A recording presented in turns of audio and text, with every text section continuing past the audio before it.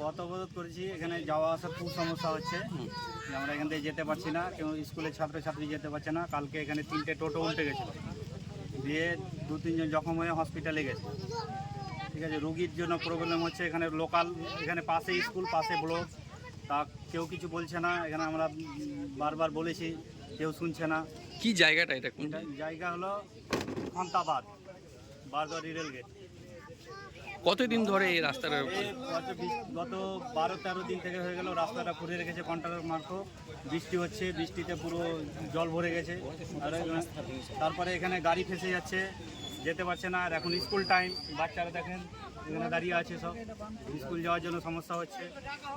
প্রশাসনকে কি বলেছিলেন এই ব্যাপারে? প্রশাসনের তো দৃষ্টি, এখানে প্রশাসন প্রতিদিন তো যাওয়া আসা করছে, পাশেই তো ব্লক, 200 মিটার দূর নাকের ডয়। আর প্রশাসনকে বলেছি। কি চাইছেন? আমরা চাইছি তাড়াতাড়ি মেরামত করে দেন, না হলে কি করবেন? না করলে আমাদের পথ অবরোধ চলবে। আপনার নাম? আমার নাম বরজাহান আলী, লোকালে বসে।